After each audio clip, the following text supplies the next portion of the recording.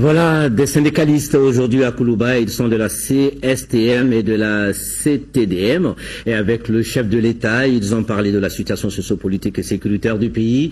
Et puis, il y a des populations qui sont pas du tout contentes dans certains quartiers de la commune 2 de Bamako depuis quelques jours. Elles sont envahies par les ordures qu'elles ont tout simplement transférées sur la voie publique. Le patron du HCR qui est en séjour au Mali était aujourd'hui à Tombouctou. Il était venu voir les conditions des réfugiés qui ne seraient pas contents non plus de leurs conditions de vie. Voilà quelques sujets qui feront donc partie de l'actualité ce soir. Bonsoir, bienvenue. Et nous commençons par cette journée d'échange parlementaire sur le statut de l'opposition dans notre pays, le Mali. C'était ce matin, organisé par la Fondation du Centre malien pour le dialogue interparti et la démocratie. La rencontre est une contribution au renforcement de la démocratie au Mali. Les participants ont partagé aussi les expériences du Sénégal et du Burkina Faso en la matière. Un reportage de Alpha Maïga. Par opposition, on désigne les partis politiques n'appartenant pas à la majorité parlementaire et donc s'y opposent.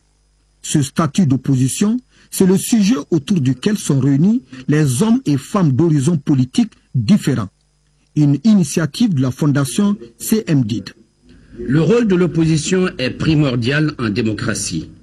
C'est pourquoi certains pays lui ont organisé un véritable statut. Cette journée vous donnera l'occasion de passer en revue et de partager les expériences du Sénégal et du Burkina Faso. Cette prise de position politique caractérise les partis politiques et détermine leurs relations avec la société dont ils sont issus. Cela représente un principe fondamental de toute démocratie. Le résultat attendu est l'élaboration de textes démocratiques, toute chose qui contribue à la création de conditions favorables à l'existence d'une majorité et d'une opposition au Mali. Comme le disait une auteure célèbre, une démocratie n'est vivante que si, à côté de ceux qui suivent les règles établies, il y en a que les bousculent, sans créer de désordre grave, avec la marge de manœuvre qui est la condition de leur hardiesse. C'est pour cela que je crois que le débat que vous avez maintenant à Mali est extrêmement important. Et au moment où le Parlement malien s'apprête à examiner le projet de loi sur le statut de l'opposition adopté par le Conseil des ministres du 13 août. En tout cas, dans toute démocratie, l'opposition joue un rôle déterminant. D'abord, elle constitue un contre-pouvoir. Tout en critiquant, elle fait des propositions de suggestions. Ensuite, la possibilité d'une alternance politique. Et troisièmement, l'opposition permet de renouveler le personnel dirigeant lorsque la majorité perd le pouvoir. Des représentants de la Confédération syndicale des travailleurs du Mali et la Centrale démocratique des travailleurs maliens étaient cet après-midi à Koulouba. Un moment d'échange avec le président de la République, Ibrahim Boubacar Keïta, sur la situation sociopolitique et sécuritaire du pays. Un compte-rendu de Amadou Sankaré. À l'agenda d'audience du président de la République ce mardi à Koulouba, deux organisations syndicales. D'abord la CSTM, Confédération syndicale des travailleurs du Mali, et ensuite la Centrale démocratique des travailleurs maliens. Le chef de l'État et la CSTM ont passé en revue la situation sociopolitique et sécuritaire du pays. Il était bon que, à cet instant, nous puissions échanger avec lui, partager au moins les informations, pour se faire au moins une idée de quelle vision le président porte et voir dans quelle mesure, en tant que syndicat, nous pouvons apporter notre contribution à la construction de ce pays. Nous avons beaucoup entendu, nous avons beaucoup lu dans ce pays-là, depuis un an, sur la situation de ce pays. Il était intéressant aujourd'hui d'écouter le premier responsable du pays.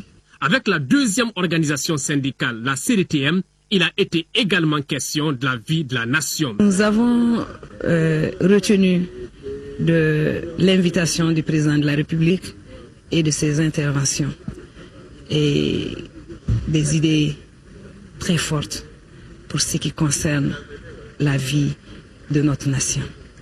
L'accent a été mis et particulièrement sur la crise sécuritaire que le pays est en train de traverser et les perspectives et les attentes que nous souhaiterons atteindre et réaliser au cours de dialogue inclusif qui se passera à Alger, Inch'Allah, à partir du 1er septembre. Tous se sont engagés à accompagner le chef de l'État dans ses efforts de paix et de développement.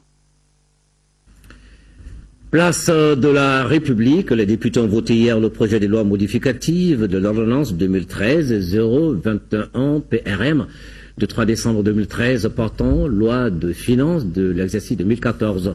Ils l'ont voté 111 voix pour, 21 contre et 0 abstention. Et ce projet de loi est appelé également collectif budgétaire. Youssouf Diakité. L'invité du jour à l'Assemblée nationale, c'est le ministre de l'économie et des finances. L'objet, c'est de défendre le projet de loi modificative de l'ordonnance 2013-021 PRM du 3 décembre 2013 portant loi des finances pour l'exercice 2014. Le collectif budgétaire, c'est un budget qui rectifie le budget initial. Le budget initial, nous l'avons voté en avril passé, qu'on appelle loi des finances initiale. Le budget rectificatif qu'on appelle collectif budgétaire, nous venons de le voter. Et à la fin d'exercice, nous aurons un troisième budget, toujours sur le même exercice qu'on appelle loi des règlements. C'est-à-dire cela va regrouper la loi initiale et le collectif budgétaire. Le vote de ce budget-là est un soulagement et de satisfaction. Bon, soulagement parce qu'il y a eu beaucoup de débats autour de ce collectif budgétaire. Satisfaction parce que l'État, ça permet à l'État de mener ses actions parce qu'il fallait voter ce collectif budgétaire avant le 4 septembre parce qu'on doit recevoir les partenaires techniques et financiers. Là, entre l'opposition, la mouvance présidentielle et le gouvernement, les débats ont été houlés, parfois très houlés, mais le point de convergence reste la bonne gouvernance et la gestion transparente des finances publiques. C'était 1600 milliards et maintenant c'est 1800 à peu près. Voilà, avec toutes ces nouvelles rectifications. Nous avons estimé que le budget présenté au collectif par le gouvernement était un budget très expansionniste et qui ne cadrait pas par rapport au contexte actuel qui a motivé donc la modification même du budget initial. Parce qu'à titre de rappel, le contexte actuel est marqué par une crise économique. Pendant l'exécution du budget, comme vous savez, il y a des dépenses qui peuvent survenir, telles que le contrat d'armement dont on a parlé. Pour le moment, ça ne pèse pas pour le budget, mais l'acquisition de l'avion, par exemple, c'est des éléments qu'il fallait mettre dans le budget et venir prendre l'aval des députés là-dessus. Donc, il y a ça, mais pas que ça, parce que dans le cadre également de la promotion de la femme, de la famille, autres, il y avait un montant aussi qu'on voulait ajouter au budget du ministère de la promotion de la femme. Les députés ont donné leur accord. Ils ont donné. Les députés ont voté 111 voix pour, 20 contre, 0 abstention. Le projet de loi modificative portant loi des finances de l'exercice 2014. Et puis, parlementaires du Mali et du Tchad décident de raffermir et développer leurs relations d'amitié et de coopération, et cela conformément à leur volonté de dynamiser la diplomatie parlementaire. C'est dans ce cadre que le président de l'Assemblée nationale, Issaka Sidibé, à la tête d'une délégation parlementaire, a quitté Bamako aujourd'hui pour N'Djamena, où il entreprend une visite d'amitié et de travail. Au cours de ce séjour, outre les séances de travail avec son homologue tchadien, le président Issaka Sidibé exprimera toute la reconnaissance du Parlement et du peuple malien au Parlement et au peuple tchadien pour l'appui inestimable des forces armées tchadiennes dans la lutte contre les narco-djihadistes et pour la préservation de l'intégrité territoriale de notre pays. Le 22 août dernier, une délégation du parti Alliance pour le Mali, Maliko APM, Maliko, conduite par le président de son directoire, a été reçue par la CENAS Faso Aéré à son siège national à Amdalaï, Bamako. Les deux délégations ont échangé sur les grandes questions d'intérêt national et ont constaté une large convergence de vues sur la situation socio-économique et politique du pays.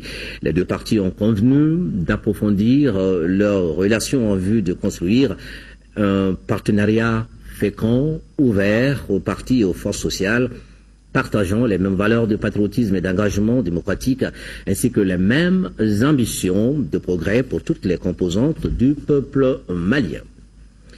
Quitus est désormais donné à l'application des pénalité sur les marchandises non inspectées lors de leur lieu d'embarquement. Ces marchandises seront soumises à une amende de 10% contre 30, soit une baisse de 20%, cela jusqu'à l'arrêt des écritures comptables de ce mois d'août. C'est en substance le contenu du protocole d'accord signant par le directeur général des douanes du Mali et le président du groupement des commerçants du Mali. Les deux parties ont échangé cet après-midi le document relatif à ce partenariat qui devra permettre l'accroissement de l'économie malienne. C'était en présence du ministre de l'économie et des finances et du président du collège transitoire de la Chambre de commerce et d'industrie du Mali. Nous y reviendrons dans nos éditions de demain. En image, ce sera avec notre reporter Ramata Konaté. Le Mali et le Burkina dans la lutte contre le VIH-Sida. Une rencontre vient de se tenir ici à Bamako. Les deux acteurs impliqués dans ce processus ont donc eu l'opportunité d'échanger leur expérience sur cette question. Là-dessus, le reportage de Fatoumata Kone. L'exemple du Burkina Faso en matière de lutte contre le VIH-Sida est une réussite. C'est dans le but d'échanger les expériences que le Haut Conseil national de lutte contre le sida a organisé cette rencontre. Aucun pays ne peut réussir sur la lutte contre le VIH-Sida parce que nous échangeons beaucoup à travers toutes les frontières que nous avons avec les autres pays. Donc si vous vous enfermez sur vous-même et que vous ne regardez pas à côté, le danger peut venir de ce côté. D'où la nécessité de coordonner la lutte transfrontalière aussi. Et donc c'est ce qui nous amène à avoir de bons rapports avec tous les pays qui nous entourent. Et dans le cadre de l'UEMOA, de nous rencontrer de temps en temps pour essayer d'échanger, de voir où sont les bonnes pratiques, quelles sont les forces, quelles sont les faiblesses du système. Le Mali a un taux de prévalence de 1,5 et le Burkina Faso 1%. Ce taux de réussite du Faso a été possible grâce à l'élaboration d'une stratégie. Et notre pays veut s'inspirer de cette politique. Nous sommes là pour comprendre ce que vous faites au niveau du secteur public. Parce que là aussi, la lutte contre le sida est multisectorielle. La même chose est dite en ce qui concerne le secteur civil, la communauté. Le sida, c'est une question de comportement. Et on ne peut changer les comportements que si toute la communauté s'implique dans le cadre de la transmission des messages, dans le cadre du suivi des personnes et dans le cadre de l'accompagnement même pour un meilleur changement de comportement en faveur de l'élimination du virus. Cette rencontre entre acteurs venus du Burkina Faso et du Mali doit permettre d'obtenir une réponse satisfaisante dans la lutte contre le VIH-Sida dans l'espace UEMOA. 5e région, 183 ménages pour 613 personnes en provenance de Sikasso et Koutiala ont été convoyés par le HCR, le Conseil norvégien des réfugiés, et l'OIM à destination de Mopti, Gao, Tombouctou et Kidal. Ce retour a été organisé par le gouvernement malien. Ils ont reçu hier, lundi, au lycée Amadoun Diko, la visite du gouverneur Kamakane. Correspondance Mahamar Ibrahim Touré.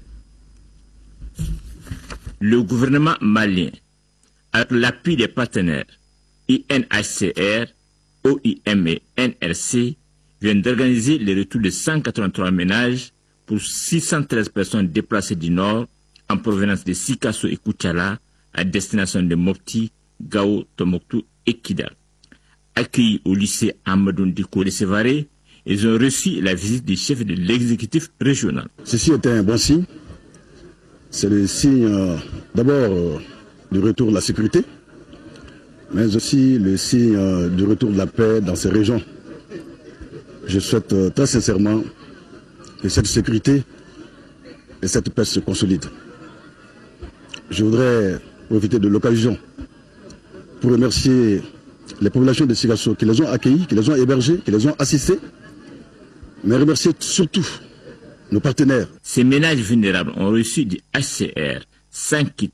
9 ménages vulnérables de Mopti reçoivent également chacun 45 000 francs de l'OIM. On espère que le petit don qu'on a fait va les aider et les autres humanitaires qui se trouvent à Gao, Tombouctou, Kidal vont prendre la machine en marche pour les aider à s'intégrer et commencer leur vie comme il le faut au Mali. Ça, c'était un travail qui a été fait en équipe. Tous les intervenants ont pu répondre positivement.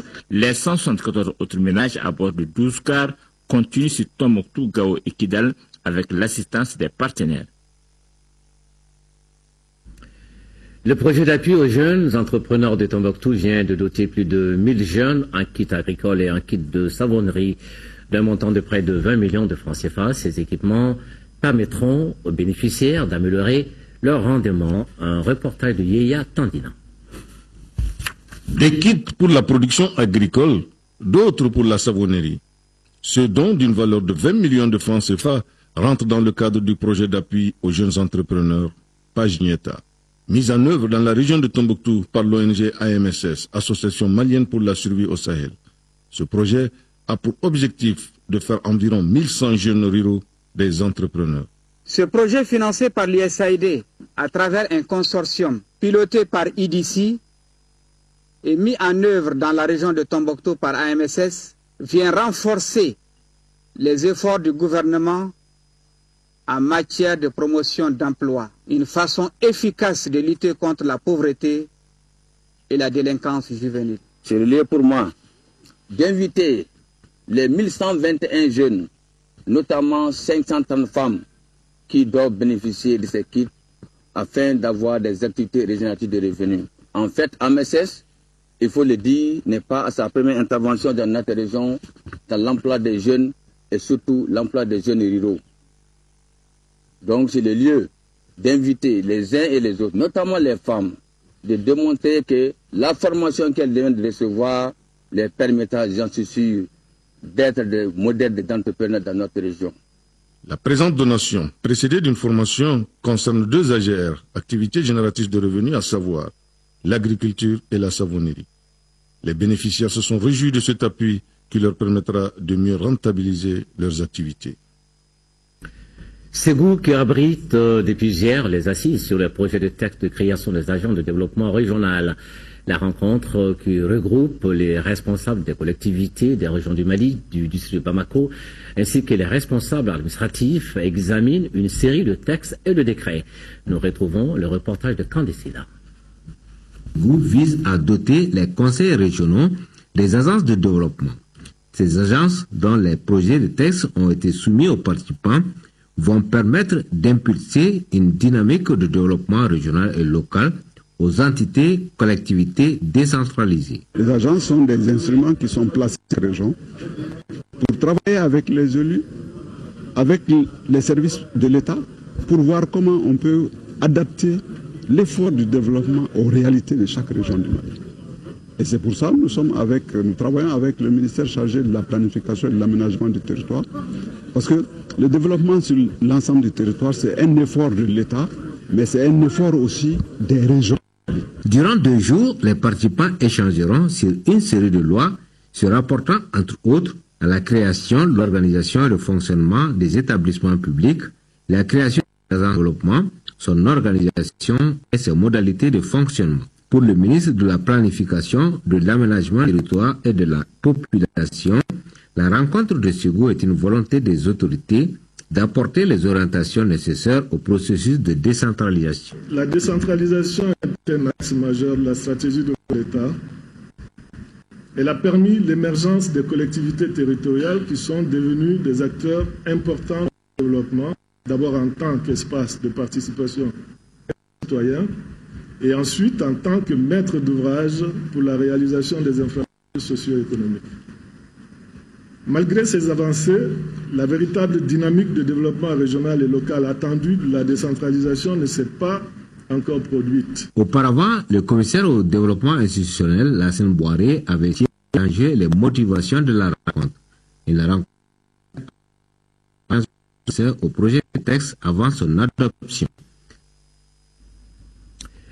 Et nous restons à Ségou où le ministre du développement rural était seuil de barrage de Talo pour accompagner de l'état de la campagne agricole à Talo, comme d'ailleurs dans les zones sillonnées au cours de l'espoir est permis pour une bonne campagne encore Candesila. Le seuil barrage de Talo, qui accueille le ministre du Développement rural et sa délégation, a été conçu pour augmenter la production rizicole, agro-silvopastorale et piscicole dans la zone d'intervention du PDI-BS, le programme de développement de l'irrigation dans le bassin du Bani et à Sélengué, site de Bla. L'ouvrage permet d'irriguer 20 000 hectares dans le cercle et celui de 100. Se rendre grâce à Dieu pour ce qu'il a fait pour nous.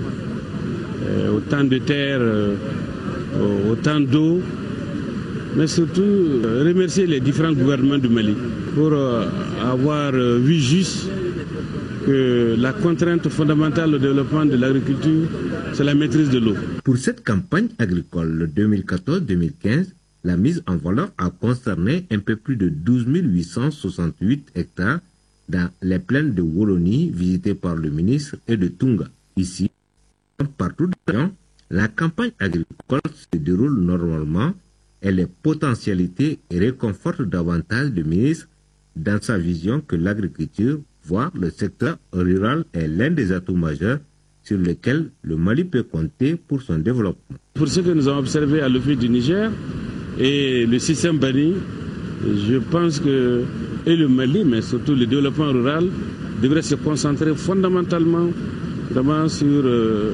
l'intensification des productions agricoles, animales, piscicoles, vraiment donc de ces zones à haute potentialité où également il y a eu des investissements très importants. Et je pense vraiment l'un dans l'autre, on s'aperçoit en tout cas donc des options vraiment du développement de notre pays et surtout du développement accéléré vraiment de notre pays, de nos populations. Au niveau du CE de Taro, le ministre a surtout insisté sur l'accélération des travaux d'extension et rappelé aux producteurs qu'il faudrait désormais attendre au paiement de la redevance eau, gaz et la pérennisation des acquis. L'ONG Save the Children a officiellement lancé ce week-end la campagne des médicaments de la chimioprévention du paludisme saisonnier dans le district sanitaire de Kita. Cette campagne concerne les enfants de 3 à 59 mois. Fané est allé voir pour moi l'actualité. Le paludisme constitue la première cause de conditions dans les structures de santé et la première cause de morbidité et de mortalité chez les gens de moins de 5 ans et les femmes enceintes. C'est pourquoi l'ONG Save a lancé sa campagne de distribution de médicaments de chimioprévention du paludisme. La chimioprévention est une politique recommandée par l'Organisation mondiale de la santé, OMS, pour les zones où la transmission du paludisme est fortement saisonnier comme le Mali.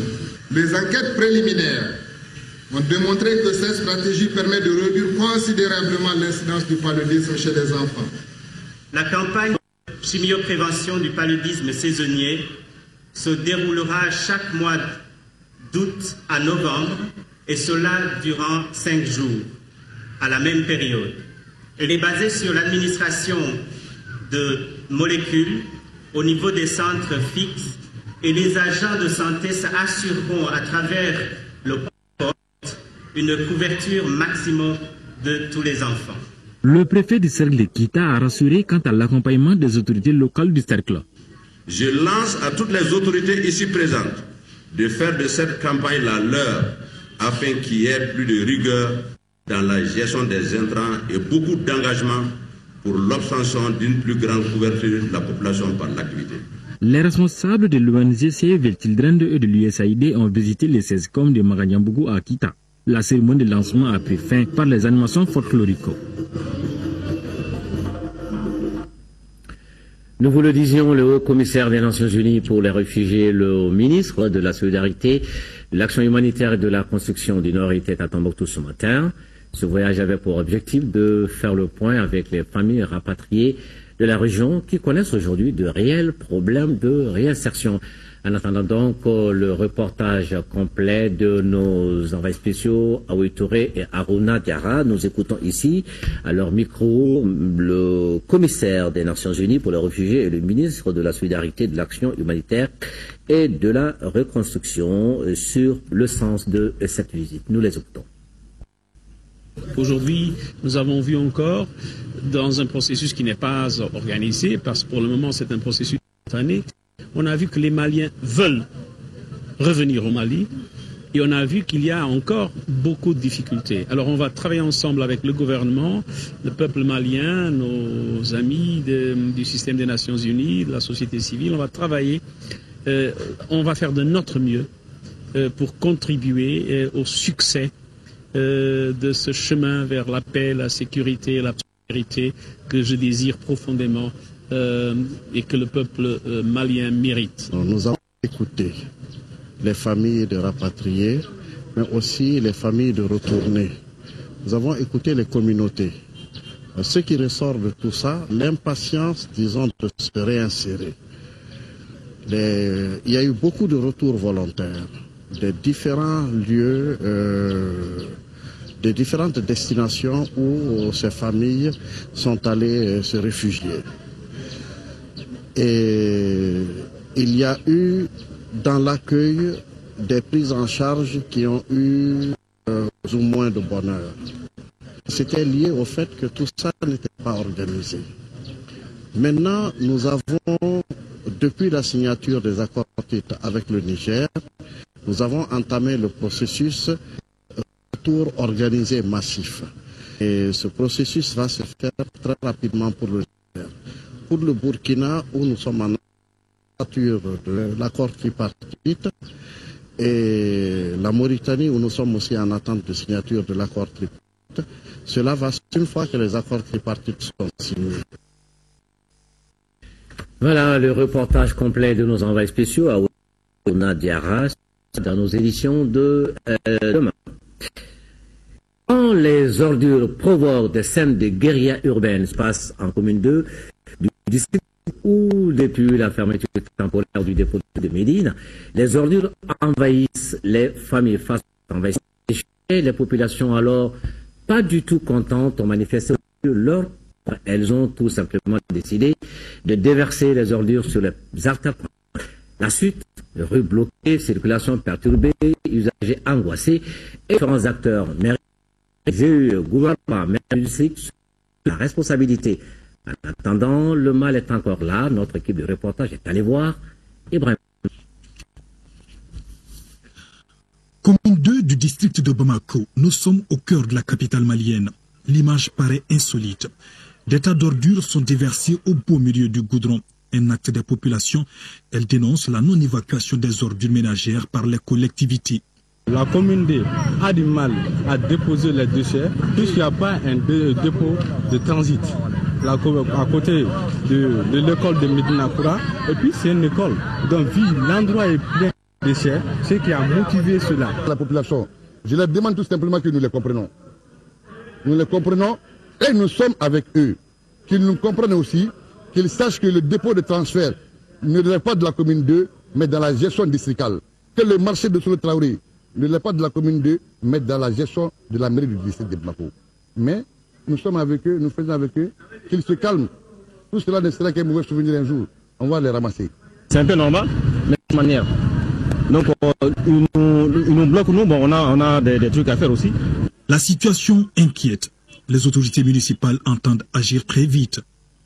Et face à la situation qui est quand même assez alarmante, qui ne peut pas attendre, les dispositions ont été prises pour que dès ce soir, au moins on puisse mettre à contribution 6 chargeuses qui vont s'occuper et enlever l'ensemble des ordures qui sont pêle-mêle entassées et qui barrent un peu partout les rues. Moi, j'ai fait exprès, je suis passé par là-bas. Et pour pouvoir sortir, rentrer chez moi, ce n'était pas facile. Donc, les dispositions ont été prises. Ils vont travailler jusqu'à 6 h du matin par rapport à ça. Ce qui se passe actuellement n'est la faute de personne et qu'ils sont assistés, qu'elles comprennent que nous sommes avec elles et que la mairie de la commune fera tout pour porter la solution idoine aux problèmes posés. Nous leur demandons vraiment de prendre leur mal en patience et que ce n'est qu'une question d'heure et de jour. Donc nous pensons que notre appel sera entendu et qu'ils seront de bonne foi pour nous accompagner dans l'œuvre que nous entamons pour soulager quand même leur patience. Depuis quelques semaines, ce problème est au cœur du débat à Bamako. Ce geste, selon plusieurs témoins, est un message aux acteurs impliqués dans la gestion des ordures à Bamako. Tous pensent que des mesures urgentes s'imposent pour éviter la détérioration de la situation.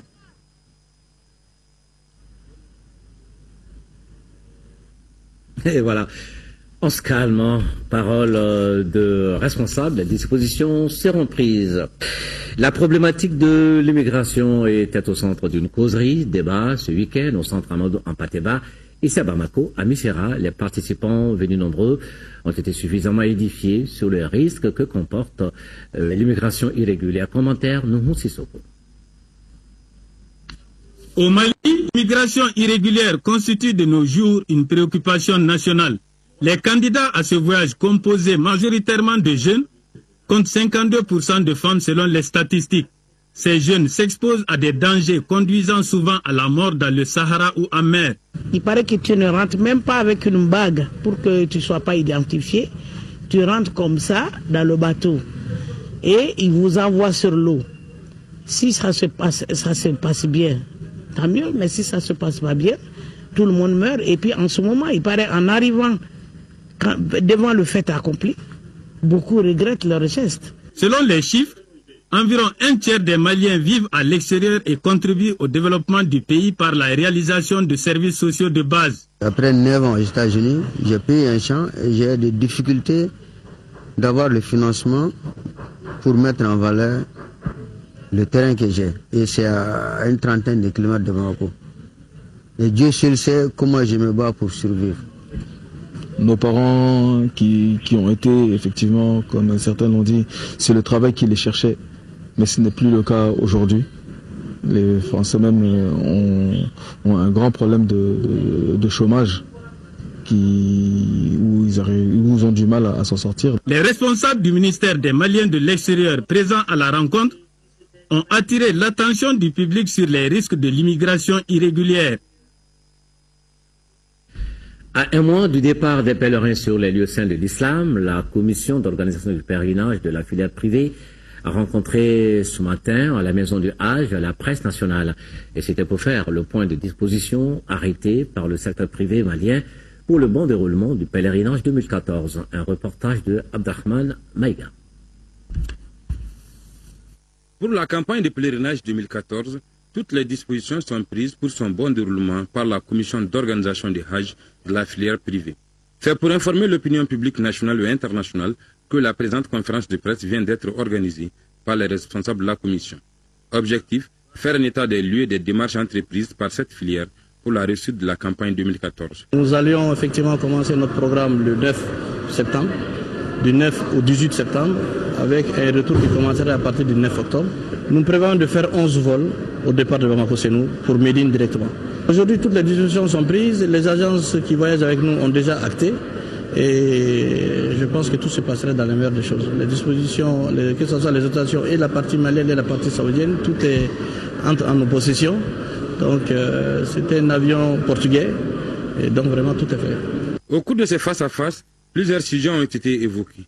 Ils sont entre autres relatifs à l'établissement des passeports, au transport des pèlerins, à l'hébergement, à la restauration et à l'obtention des visas. Pour la réussite de cette opération, les dispositions sécuritaires ont été renforcées pour faire face à l'épidémie d'Ebola. Pour le cas du Mali, nous comptons beaucoup sur les différents encadreurs sanitaires pour faire le point et pour donner les bons conseils, surtout aux pèlerins maliens, afin qu'on puisse éviter.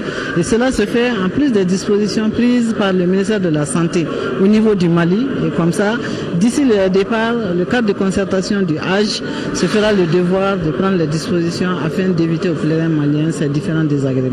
Créée au Mali en 2000, la commission d'organisation du pèlerinage de la filière privée compte 3 agences de voyage et de tourisme.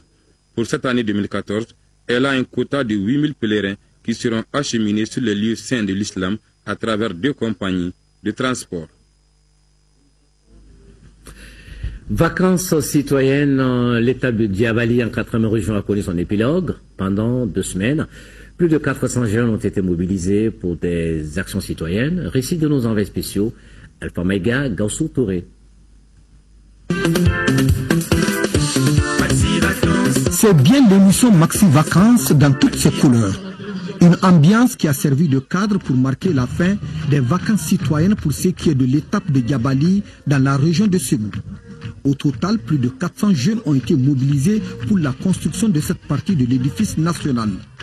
la remise de clés de la maison des jeunes rénovée, des ballons de football et attestations de reconnaissance ont été entre autres temps forts de la cérémonie. Nous sommes conscients de la part de la jeunesse de Djabali que l'exemple que vous avez donné ici, ils ne vont plus relâcher, ils vont continuer à travailler dans les communes, comme vous l'avez fait ici. À Djabali, le bilan est positif dans la mesure où tous les vacanciers ont réalisé les activités inscrites au programme. L'objectif recherché a été atteint. Les 40 000 âmes de Djabali, répartis entre 34 villages et 29 hameaux sur une superficie de 2500 km², se sont réjouis d'une telle initiative. Les uns et les autres sont partagés entre joie et émotion de voir leur contrée retrouver son élan de développement. L'émotion, ce que vous avez fait là, c'est l'émotion.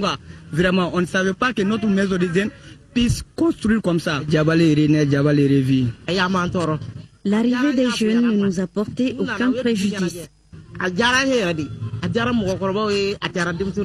Après Djabali, ville martyre, les regards sont tournés vers Nioro du Sahel, en première région. Voilà toute la dimension du service public de l'ORTM, mais également avec la même passion qui l'anime. Suite aux grandes pluies qui sont abattues sur la ville de Sikasso et qui ont fait des dégâts importants, le conseil communal passe par une sensibilisation accrue des populations pour un changement de comportement. Une réunion vient de se tenir afin d'analyser la situation, mais aussi proposer des solutions. Correspondance à Sikasso dans la Diakité. 11 familles désormais sans abri, 33 maisons écroulées, toutes situées sur les emprises du collecteur central du Kotoroni. Tel est le bilan provisoire de la pluie diluvienne du 22 août qui s'est abattue sur la ville de Sikasso. 86,29 mm d'eau enregistrée par le service de la météo. Le conseil communal, aussitôt alerté par la commission de veille, en partenariat avec les autorités administratives, a voulu s'imprégner de la situation en vue de prévenir d'éventuels désagréments. Et au regard de cela, nous avons réellement recensé des familles qui se sont réellement trouvées au dehors avec une pluviométrie assez dense et qui a amené réellement au lit à déborder. Malgré les maigres ressources, les autorités communales s'investissent à la veille de chaque hivernage à travers curage des caniveaux et autres travaux d'entretien. Nous avons pris des décisions au niveau de la commission de veille et d'aller toujours à la sensibilisation des populations, de comprendre que réellement les caniveaux, les collecteurs ne sont pas des dépotoirs et que réellement le bon civisme doit nous enseigner à réellement observer, d'aller déposer les ordures là où ça doit être déposé, c'est-à-dire les dépôts de transit. En attendant, la prudence et le changement de comportement doivent être de mise. Elhadj Ibrahima Fadiala, qui est premier président de la Fédération nationale des associations de santé communautaire du Mali, n'est plus. Il a été arraché à notre affection hier lundi, des suites d'une maladie. Les obsèques ont eu lieu aujourd'hui à son domicile, à Sogoniko, en commune 6, en présence de plusieurs personnalités, parents et sympathisants. Lamine Keita, reportage. Administrateur hors pair, Elhadj Ibrahima Fadiala Keita est né le 28 juillet 1928 à Djafarabé, cercle de Tenenkoum. Il fit ses études secondaires au lycée Terrasson de Fougères, actuel lycée Asker Mohamed. De 1950 à 1963, il a successivement servi à Sikasso et Kati comme instituteur avant d'être premier conseiller à l'ambassade du Mali à Bonn en Allemagne de 1965 à 1969. Directeur général adjoint de l'Office de la main-d'œuvre et du centre de perfectionnement, Elhadj Ibrahima Fadiala Keita a été cité comme travailleur exemplaire. Patriote engagé, homme intègre et loyal, M. Elhadj Ibrahima Fadiala Keita avait un sens élevé du devoir bien accompli. Ses compétences et ses qualités reconnues en lui par les plus hautes autorités du pays lui ont valu d'être cité en exemple parmi les plus méritants fils de la nation et d'être élevé au grade de chevalier de l'Ordre national du Mali le 16 septembre 1976. Le président de la Fédération nationale des associations de santé communautaire du Mali de 1994 à 2008 était particulièrement apprécié de ses collaborateurs et proches parents. Que la Fédération vient de perdre un baobab. Mais nous remercions très sincèrement parce qu'il nous a laissé une bibliothèque. Durant toute sa vie, en tout cas sa carrière au niveau de la santé communautaire, de 1993 jusqu'à maintenant, il a piloté toutes les actions depuis la conception jusqu'à la mise en place en 1994 avec 44 associations de santé communautaire à l'époque et 2 mutuelles de santé jusqu'à en 2008 où il a décidé de façon volontaire de se reposer et de laisser le flambeau à la jeunesse. Le chevalier de l'Ordre national du Mali repose désormais au cimetière de Sogonoko. Il laisse derrière lui toute une nation désemparée, une épouse et 11 enfants. Dors en paix. Doyen. Amen. Ainsi va la vie. C'est donc la fin de cette édition. Nous vous remercions de l'avoir suivi. Les autres rendez-vous avec l'info sur notre chaîne demain, 10h, 13h. Amara Malé Diallo, 18h, 20h. Aoui Touré. Excellente fin de soirée.